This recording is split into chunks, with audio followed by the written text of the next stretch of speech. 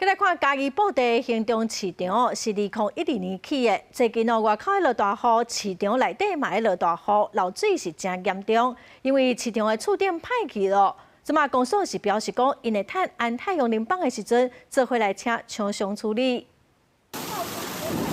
外口当咧落雨，市场内底漏水的状况，亲像是水墙同款。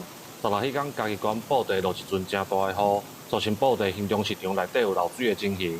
并将甲市场漏水的画面翕落来，希望布袋镇公所会当重视。有补助，嘛无补助嘛。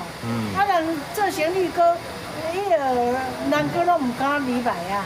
唔敢入来是要个卖啥物？进前一届就有啊，这届第二届这届较严重。来到市场了解状况，17已经无落雨啊。虽然袂影响到档仔做生意，不过也是看会到市场的档仔因为天崩歹去。 所以拢爱准备篷布或者是一寡物件来炸雨。这连那风台雨啊是啥物哦，连面目关了了。即摆拢用这篷布咧炸雨。如果做生意，无你要叫安怎？那我们本来已经准备要把它维修了，那刚好我们屋顶出租做光电，所以我们利用做光电这个时候，顺便把它整个整修起来。